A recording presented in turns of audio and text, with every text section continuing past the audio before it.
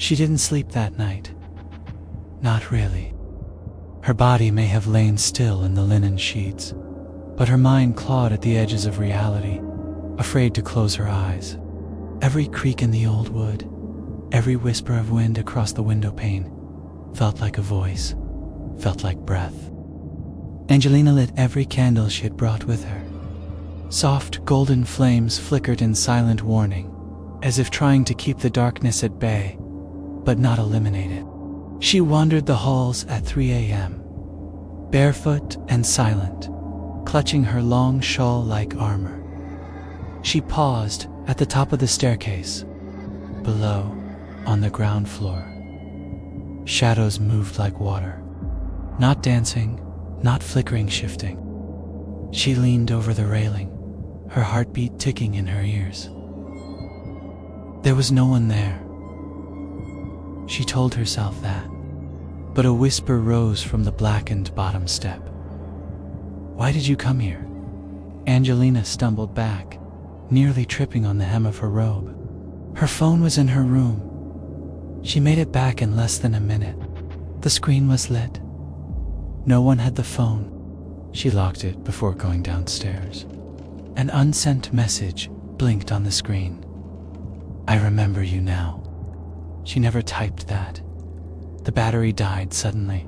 She set it down and paced. That same whisper echoed again, not in the air, but deep inside her own chest. "I remember you now." Angelina left all the lights on. She did not return to bed. She sat in the chair by the window and watched the sky turn the color of dying coals. Before dawn finally arrived, she drove into town that morning. The locals were polite, curious, and clearly aware of who she was. But when she asked about the mansion, about its past, their faces closed like locked doors. She found an elderly woman at the bookshop who finally gave her something only after a moment of quiet recognition. The woman took her hand and said, "You need to leave that place." "But it remembers. It holds on." Angelina asked why. "That sounds like a movie line."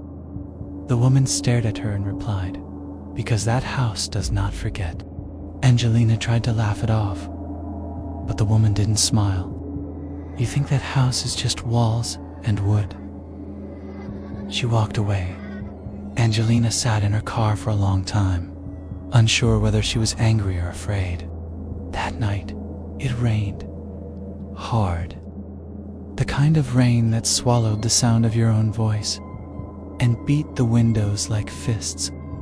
She curled up on the floor beside the fireplace, the flames throwing jagged shapes across the high walls. And then she heard the door. Not opening, knocking. 3 slow knocks, then silence. She did not move. The knocking resumed. 3. Again, measured, not rushed, confident. She approached the door and stood still, just beyond its reach, waiting. No voice, no shadow. She looked through the peephole. There was nothing there, only black. She went to bed fully clothed, the fireplace still burning behind her.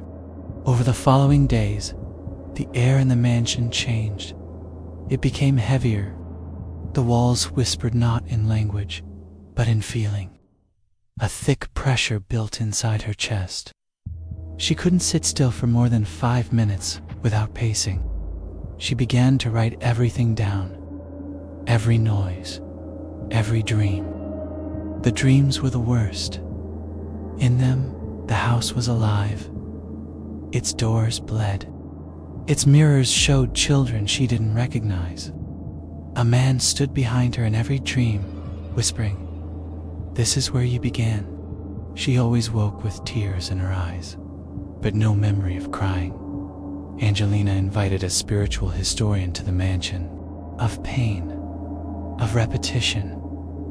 Something happened here again and again.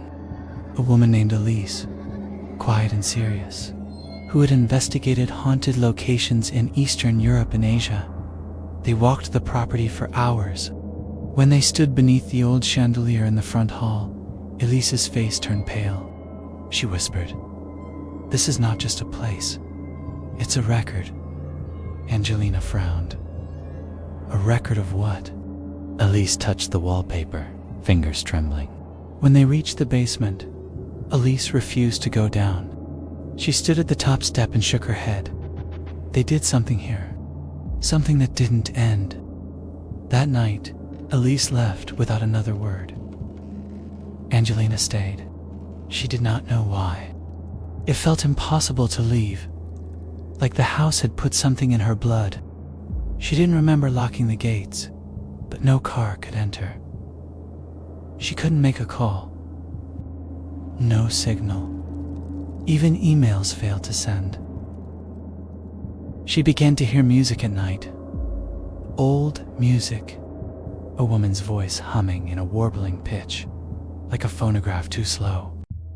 She followed the sound one night, barefoot, robe clutched close.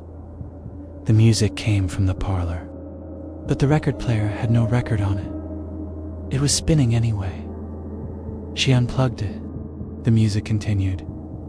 She kept seeing flashes in the mirrors. Not her reflection. Other faces. Women. Men. Children. They didn't move like people. They held still, watching her even when she turned away. Her own reflection stopped matching her movement. She turned her head. It stayed. She blinked. It stared.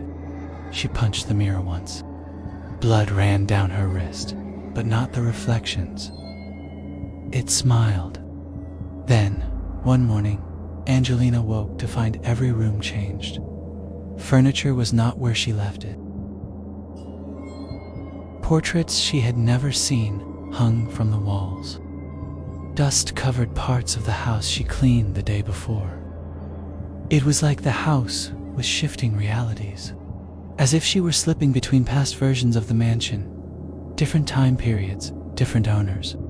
Sometimes, in the distance, she could hear footsteps echo across the second floor, when she knew no one else was home.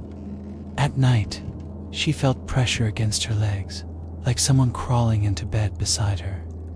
She would not look. She would not look. She did not want to see who was lying next to her. One day, she found the locked study open. The one room she never accessed before. Inside, there was a desk, covered in notes, drawings, journal entries, names, dozens of them. Some were circled, some were crossed out. Her name was at the bottom, written in red. Next to it, in perfect handwriting, awakened, host initiated. She dropped the journal and backed away. That night, the dreams returned with violent clarity. She was standing in the hallway, surrounded by faceless figures. They held candles. They were chanting. She could not understand the words.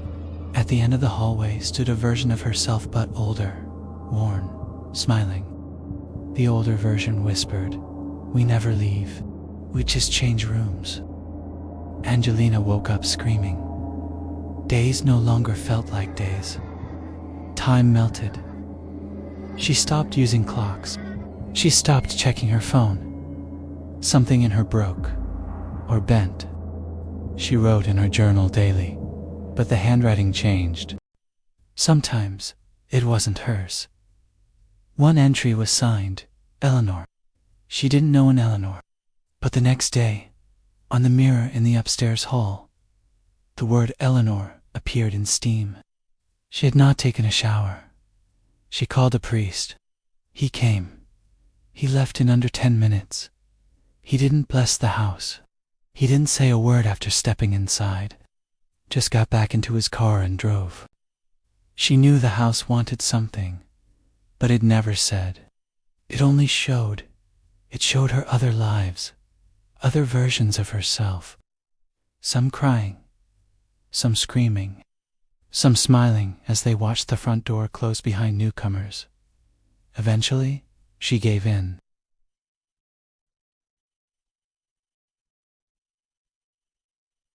but he would like more. She stopped fighting it. She stopped sleeping. She walked the house at night with no flashlight, letting it guide her. She began hearing the house breathe. Sometimes it breathed through her. Sometimes she would wake up in a different room than where she fell asleep. Sometimes she didn't remember sleeping at all. Then, silence. Complete silence. No whispers. No music. No movement. She thought it was over, until she saw herself walk past the mirror. But she was sitting down. She did not move. The version of herself passed by again, in the hallway, wearing a dress she didn't own. It paused, looked back, and smiled. When her assistant arrived 2 weeks later to check on her, she found the house abandoned. Angelina's things were still there. The fireplace was cold. The record player still spinning, but she was gone. The only sign of life was the journal on the table. Open to the last page. It read, "I remember now. This is where I came from.